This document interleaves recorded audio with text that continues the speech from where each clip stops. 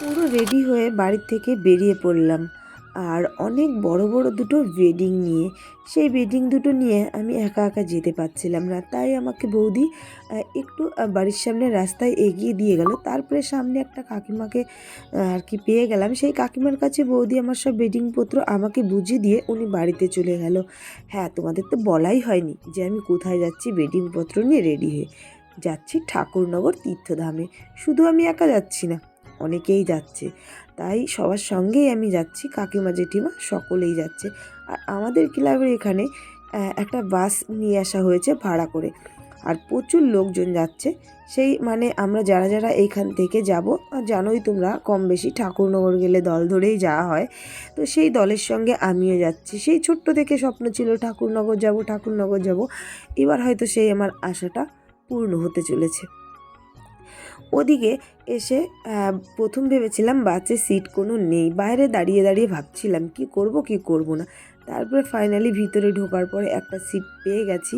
আর পেয়ে মনটা অনেক ভালো হলো যে মালদা এত দূর রাস্তা যদি দাঁড়িয়ে যেতে হয়, তো ফাইনালি দাঁড়িয়ে যাওয়ার কোনো আর কি সুযোগ হয়নি, বসেই যাচ্ছি। নমস্কার বন্ধুরা, শুভ দুপুর। তো তোমরা সবাই কেমন আছো? আশা করি সকলে ভালো আছো, আর আমি অনেক ভালো আছি তোমাদের আশীর্বাদে। আজকে একটা নতুন রকম ব্লগ ভিডিও নিয়ে চলে এসেছি তোমাদের কাছে। প্লিজ স্কিপ না করে পুরো ভিডিওটা দেখবে। এখন বাজে দুপুর 2টো থেকে ব্লগটা স্টার্ট। তো আমাকে দেখে বুঝতে পারছো আমি অন্য লোকে অন্য জায়গায় তোমাদের তো দেখালাম, বললাম যাচ্ছি হচ্ছে ঠাকুরনগর। তো ছোটবেলা থেকে না ইচ্ছা ছিল খুব ঠাকুরনগর যাবো সেরকম হয়ে পারিনি। আজকে ফাইনালি ঠাকুর ওই যে বলে না কথায়, ঠাকুর যদি না চায় তো আর কি যাওয়াটা সম্ভব হয় না। তো হয়তো এইবার চেয়েছে তাই যাচ্ছি। আর এই যে দাল্লা থেকেই বাস বুক করা হয়েছে। তো এই যে সকলে মিলে তোমাদের একটু দেখিয়েছি, সবাই মিলে বসে পড়েছে। আর মাও যাচ্ছে, আমি, মা, নয়া কাকিমা, আর এই যে এই দুটোকে তো চেনো, এই যে এই দুটো যাচ্ছে, বড় জেঠিমা যাচ্ছে। তো সকলে মিলে যাচ্ছি আমরা। তো এখন রওনা দিচ্ছি। কটায় ট্রেন, ওখানে কি সব কিছু তোমাদের সঙ্গে শেয়ার করবো। আর বুঝতে পারছো পুরো বাসটা ভর্তি, সবাই চারিদিক থেকে কথা বলছে। তো তোমরা ওটা একটু মেনটেন করে নিও। তো চলো, যেতে যেতে আবার কথা হচ্ছে।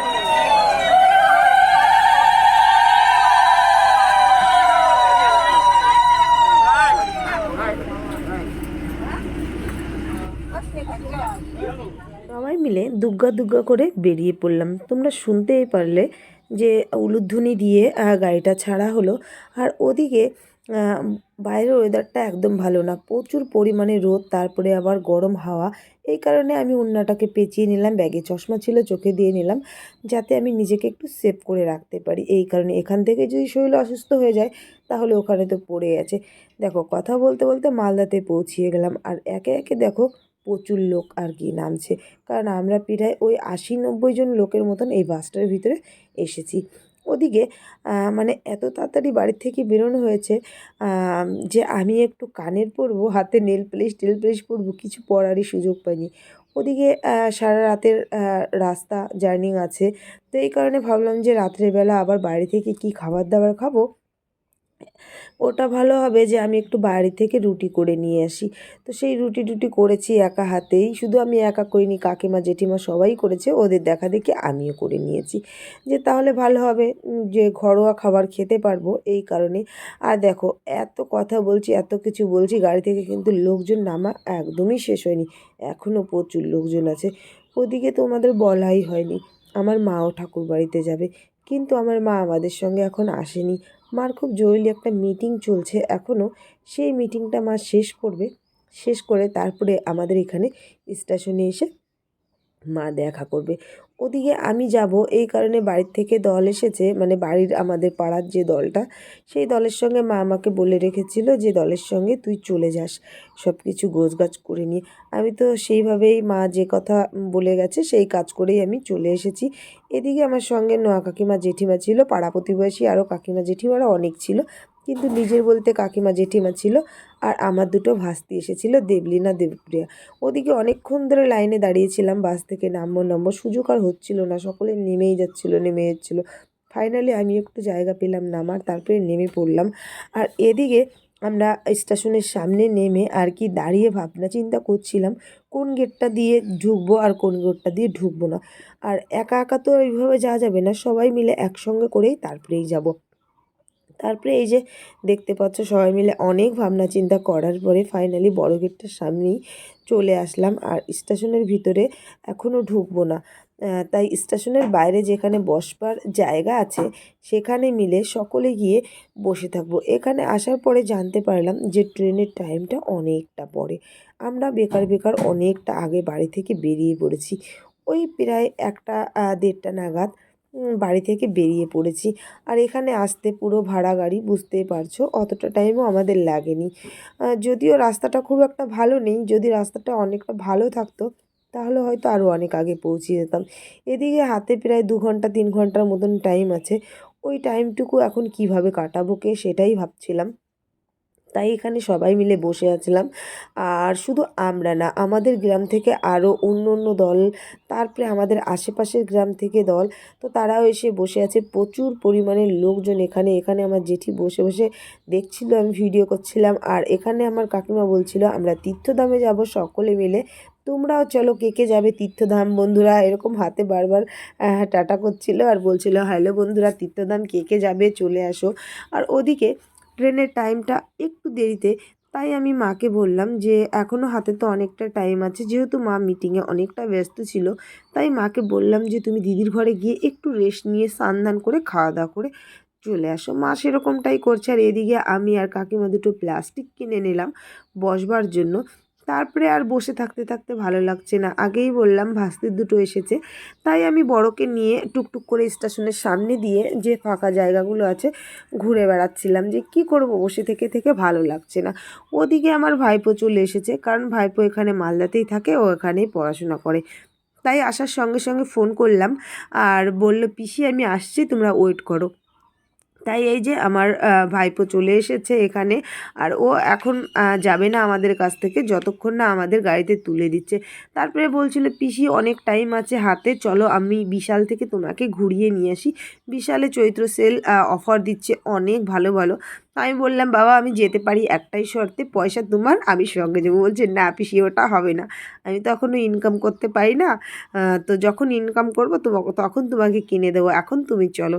তো অনেক কিছু বললাম, তো বললাম না বাবা এখন আর ভালো লাগছে না, আবার সেই বিশালে যাব ঘুরে আসবো, তার থেকে বলো এখানে বসেই সময় কাটিয়ে ফেলি। তো বললো পিসি চলো তুমি একটু হেঁটে আসি, যেহেতু অনেকটা টাইম, এই কারণে আমি আর ও হাঁটতে বেরোলাম একটু। আর দেখো ছেলের কাণ্ড, ছেলে আমাকে পিছনে ফেলে রেখে ও হেঁটেই যাচ্ছে। বললাম তুই কোথায় যাচ্ছিস? বললাম আমি একটা জিনিস দেখবো।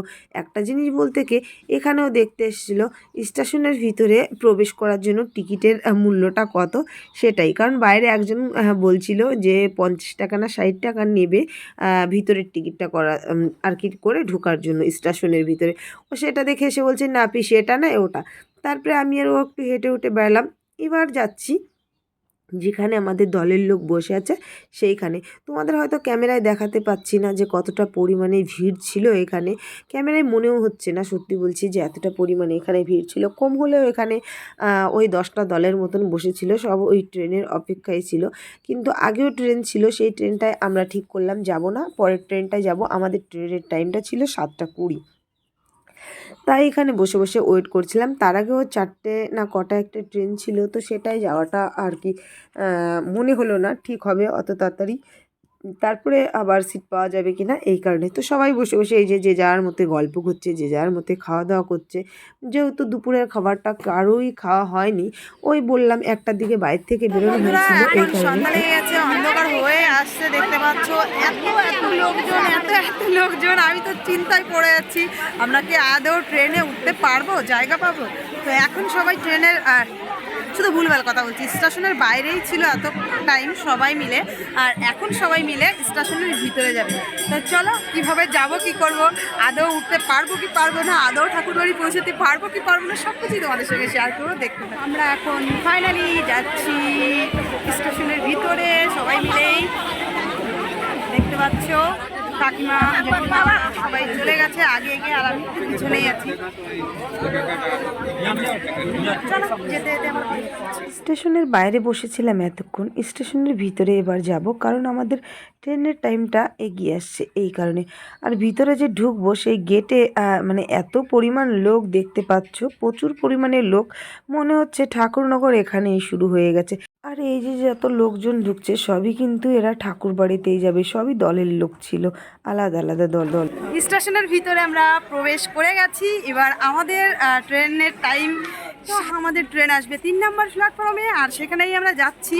এই দিক দিয়ে আমাদের সঙ্গী সাথী যারা ছিল এই দিকের গেট দিয়ে উঠে গেল। আমার ভাই পড়ানো এসছে, ও জানি না কোন দিক দিয়ে নিয়ে যাচ্ছে, তো বেশ ভালোই হচ্ছে, ফাঁকা জায়গা দিয়ে যাচ্ছি। সেটা তোমাদের সঙ্গে আমি একটু বক বক করে নিচ্ছি, কারণ সবার সঙ্গে গেলে তো বক বক করতে পারবো না। তো 1 বছর পরে আবার স্টেশনে আসলাম, বেশ ভালোই লাগছে। 1 বছর আগে গিয়েছিলাম মেজদির বাড়ি, তখন স্টেশনে এসেছিলাম। আবার 1 বছর পরে আসলাম।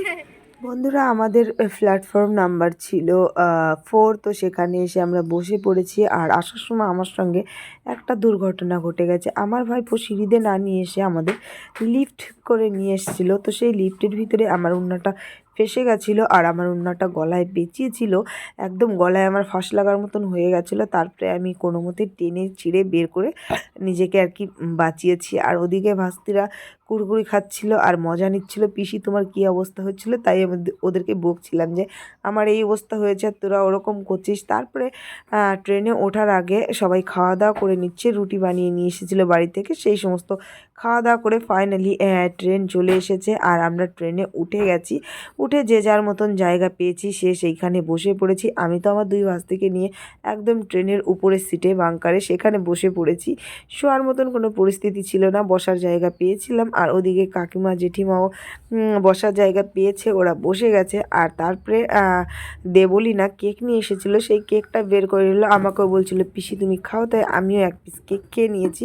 আর ওই সাইডে ছিল মেজো, মানে মেজো বড় আমি 3 জনই মিলেই উঠেছিলাম এই সিটটায়। তারপরে একটা দাদাভাই আগের থেকেই ছিল এখানে, তো তাকে তো আর নামানো ঠিক হবে না, তাই সে ওই সাইডে আছে। আর বড় মেজোকে পাঠিয়ে দিলাম ওই সাইডে, আর এই সাইডে আমি ছিলাম। আর এখন বাজে রাত 2টো, তো সবারই স্বাভাবিক একটু ঘুম পেয়ে গেছে, সবাই যে যার মতো যেখানে যে বসেছিল সেইভাবে একটু শুয়ে পড়েছে। আর ওদিকে আমিও একটু শুয়ে পড়েছিলাম, যে দাদাভাইটা ছিল আমার ওই সিটে উনি বাইরে গেছিলো।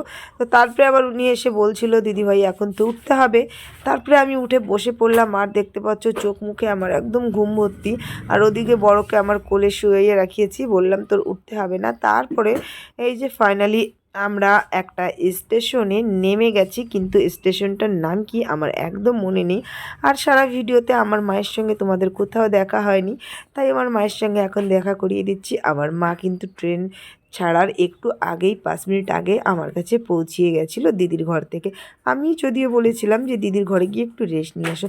তারপরে অনেক সকালবেলা এখানে সকাল 3টের সময় নেমে গেছি, সেটাই আমি তোমাদের বলছিলাম। তো এখন আমাদের ট্রেন আসতে এইখান থেকে 4:20-তে ছাড়বে, তো ভাবলাম যে বসে থাকবো, সকাল তো হয়েই গেছে, তো ফালতু বসে থেকে লাভ নেই। এখানে ব্রাশ ট্রাশ করে একদম ফ্রেশ হয়নি, তো যে কথা সেই কাজ, ব্রাশ বের করে ব্রাশ করা আরম্ভ করে দিলাম। শুধু আমি একা না, আমার ভাস্তিরা কাকিমা সকলে মিলেই ব্রাশ করছিলাম আর ট্রেনের জন্য অপেক্ষা করছিলাম। যদিও সবাই একটু চা খাবে, আর আমি এত রাত্রে চাটা খাওয়া সেফ মনে করছি না, তাই আমি কিছুই খাবো না। মা কাকিমা ওরা খাবে, ওরা খাবে, আমি খাবো না। তো ভিডিওটা এখানেই শেষ করছি, দেখা হচ্ছে নতুন ভিডিও, তোমরা অপেক্ষা করো নেক্সট ভিডিওর জন্য। টাটা।